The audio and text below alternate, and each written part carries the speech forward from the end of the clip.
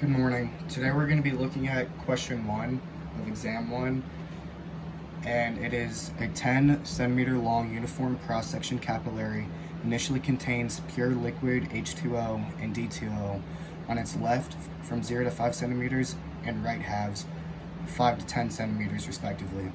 At time 0.1 seconds, the maximum molar diffusion flux was 2.78 moles per meter squared per second. The pure deuterated water, D2O, its molecular weight and density are 20 grams per mole and 1,110 kilograms per meters cubed, respectively.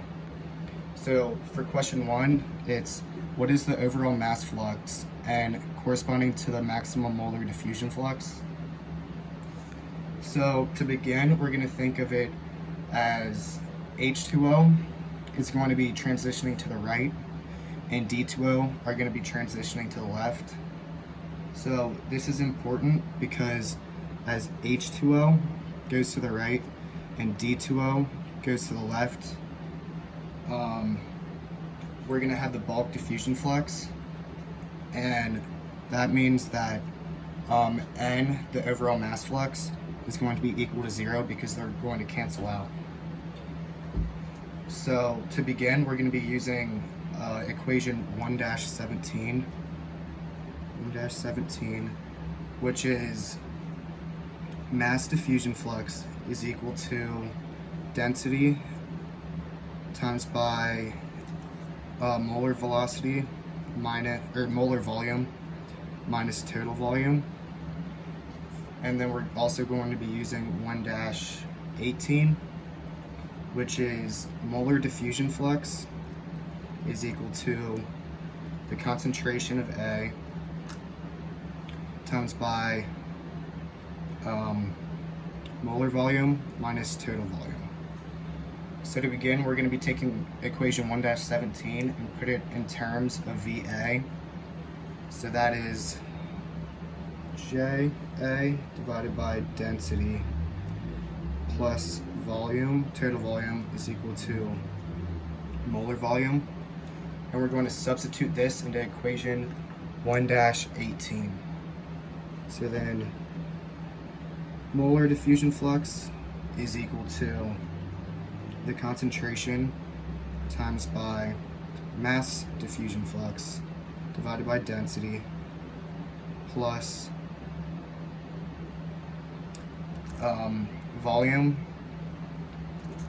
minus total volume.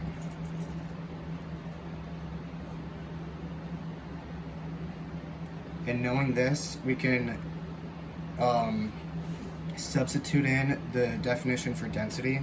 So density is equal to molecular weight times by concentration.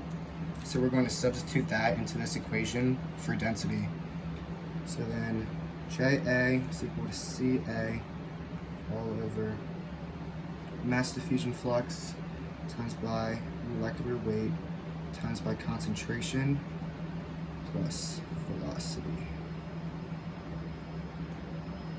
So when looking at this, we're going to substitute, or we're going to distribute the concentration throughout the equation. So when we do that, this concentration and this concentration are going to cancel.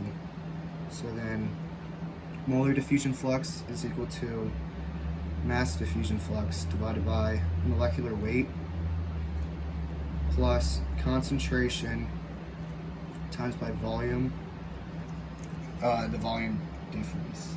And since we know that the overall mass flux is 0, mass flux is equal to density times by volume. So that means volume is equal to 0, since 0 is equal to density times by volume. We know the density of the equation, so that means volume must be 0. So that means all of this will be equivalent to 0. Then we have molar diffusion flux is equal to mass diffusion flux divided by molecular weight. And we're going to put this in terms of mass diffusion flux. So mass diffusion flux is equal to molar diffusion flux times by molecular weight. And we're going to use this equation, and we're going to solve for the mass diffusion flux of water and of D2O. So to begin, we're going to do the mass diffusion flux of water, and we know the molar diffusion flux because it was given in the equation. So then 2.78 moles per meter squared per second times by the molecular weight of water, which is 18 grams per mole. And this multiplies out to 50.4 grams per meter squared per second. And I'm going to take this out and erase that way you can see the rest of my paper. And then we're going to do this same equation but for D2O. So then the mass diffusion flux of D2O is equivalent to 2.78 moles per meter squared per second, which again is the molar diffusion flux of the equation, times by the molecular weight of D2O, which is given as 20 grams per mole. 20 grams per mole, which is equivalent to 55.6 grams per meter squared per second. So to take the overall mass diffusion flux for this equation, we're going to subtract these two. So it'll be overall mass diffusion flux is equal to 55.6 grams per meter squared per second minus 50.04 grams per meters squared per second. And this is equivalent to 5.56 grams per meter squared per second. And that is the overall mass flux for equation 1, or for question 1. Looking at question 2, which is make an order of magnitude estimate for the maximum driving force for diffusion at time t equals 0.1 seconds. To begin, we're going to be using equation 1-29, which is molar diffusion flux is equal to the negative of the concentration times by the dissivity coefficient for liquids times by the derivative with respect to position of the mole fraction. And to do this, we're going to be using water, and the mole fraction is equal to concentration of water all over total concentration. So we're going to plug that into equation 1-29.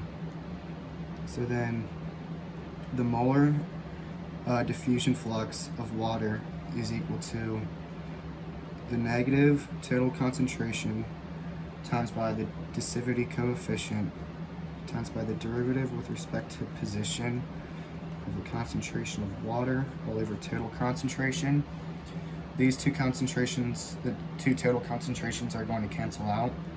So we're going to rewrite this as molar diffusion flux is equal to the negative divisivity coefficient times by the derivative with respect to position of concentration of water. So now we're going to find the concentration of water with respect to position. So we're going to do this by dividing the molar diffusion flux by the dissivity coefficient for liquids. So then the derivative with respect to position of the concentration of water is equal to the molar diffusion flux of water all over dissivity coefficient. And these two numbers we know the molar diffusion flux from the beginning of the equation. It was given to us. And then the dissivity coefficient for liquids is a constant number. So then derivative with respect to position of the concentration of water is equal to 2.78 moles per meters squared per second, all over 1 to the negative 9th meters squared per second.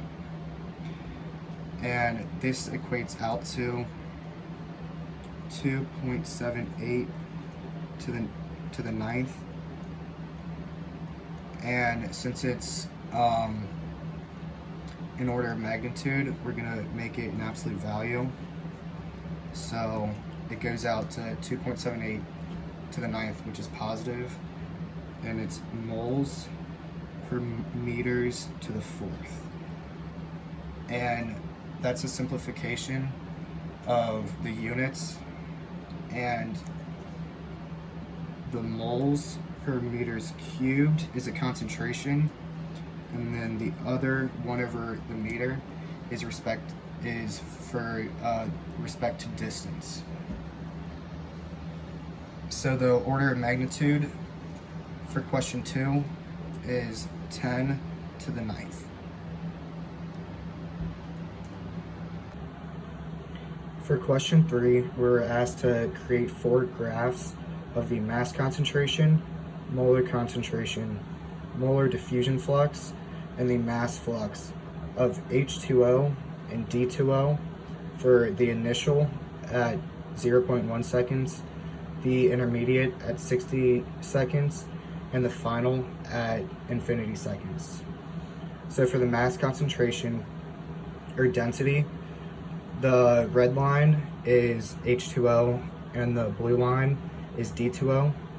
The density of H2O is 1,000 kilograms. So its line is at 1,000 for the initial. And the density of D2O is 1,110 kilograms per meters cubed. So its density is a little bit higher than water. And at the initial, since the water is on the left side of the capillary tube and D2O is on the right, most of water's density is going to be on the left side, and most of D2O's density is going to be on the right. And it'll make a sharp decline, and then it'll basically be at 0 at the bottom. At the intermediate, after 60 seconds, the 2 liquids are going to mix. Most of water's density is still going to be on the right, and most of D2's density is going to be, or most of water's density is going to be on the left, and most of D2O's density is going to be on the right, but it'll begin to merge in the middle. And for the final, both of the liquids are going to be completely mixed and in steady state, so its density is going to be even across. For the molar concentration can be calculated as density divided by molecular weight. So the concentration of H2O is 1,000. The concentration of H2O can be calculated by taking its density, which is 1,000 kilograms per meter cubed, which is equivalent to 1,000 grams per liter, divided by 18 grams per moles, which gives you 55.56 moles per liter. And the concentration of D2O, which is 1,110 kilograms per meter cubed, or 1,110 grams per liter, divided by 20 grams per mole, which equates out to 55.5 moles per liter.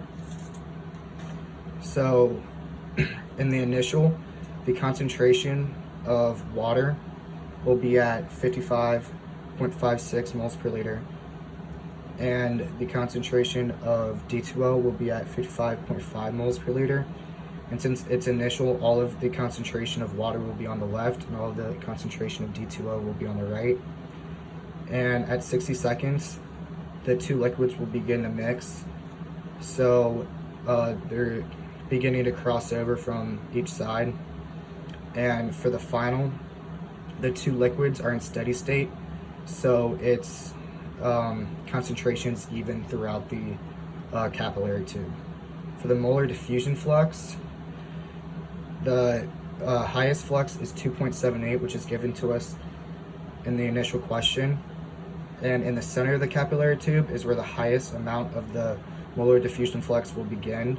So that's why it's at its highest point on each end. And at the intermediate, as some of the molecules and some of the liquid of each begin to diffuse across the intermediate, the diffusion flux will begin to shrink because the two liquids are beginning to mix. And then at the final, the liquid is at steady state, so the diffusion flux is 0 because the liquid is completely mixed. For the mass flux, we know the mass flux is equivalent to 0, so it is 0 for each of the positions.